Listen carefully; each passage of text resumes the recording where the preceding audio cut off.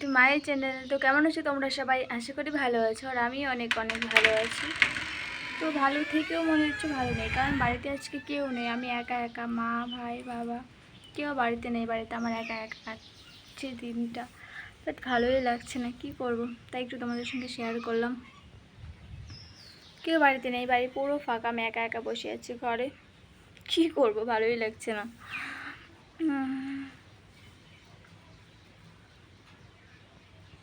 তারপরে গাইস ঘর থেকে বেরোলাম, বের হয়ে দেখলাম যে বৃষ্টির পরে আজকে প্রথম একটু রোদ উঠলো ভালোভাবে।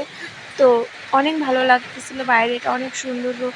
অনেকদিন পর রোদ উঠলো বৃষ্টির পরে। গাইস বাড়িতে একা একা বসে থাকতে ভালো লাগে না, একটু ঘুরছে বাড়িতে বের হয়ে।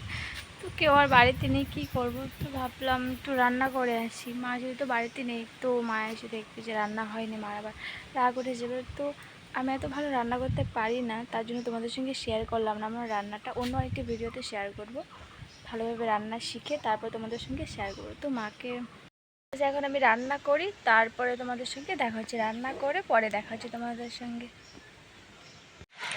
তারপর ভাইও বাড়িতে চলে আসলো।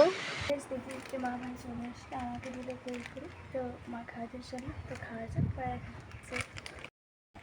তো গাইস আমার রান্নাবান্না কমপ্লিট। তো মাও বাড়িতে এসে পড়েছে। তো এখন আমি যাবো স্নান করতে। তো স্নান করে এসে তোমাদের সঙ্গে পরে দেখা হচ্ছে। তারপরে গাইস স্নান করে এসে আমি অনেকখানি ভিডিও স্কিপ করে দিয়েছি। তারপরে বিকেলবেলা বসে বসে ভাইদের খেলা দেখছিলাম। ভাবছিলাম যদি আমাকে একটু খেলা নিত, বাট নিত না। তাই আমি একটু ভিডিওটা নিচ্ছিলাম বিকেলের, আর বসে বসে ওদের খেলাটা দেখছিলাম। এটা করে আমার বিকেলটা কেটে গেল।